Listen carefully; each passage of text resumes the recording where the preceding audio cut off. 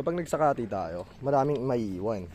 Siyempre, yung mga ganito, yung mga katawan ng napier natin. Hindi yan kinakain ng kambing at tupa. So, paano ba mapapakinabangan ulit tong ganito? Kasi yan, laki na nasayang eh. Mapapakinabangan pa yan. Ipunin muna natin. Let's go. So yan, naipon na natin. Dali na natin sa ating makina. Ano ba yung makina natin? Pakita sa inyo yung makina ko na malaki pang kinabang.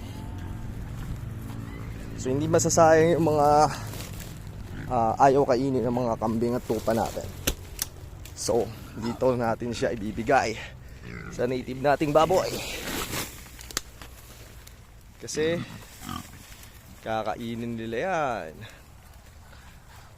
Ayun yung iba. Diba? Astig.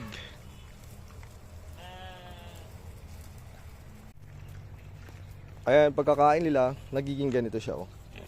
Ayan yung nasa bibig ng baboy natin. So, pag itong mga tuod-tuod na to, yung mga kahoy-kahoy ng napier na yan, nanguya na nila, nagiging ganito na siya.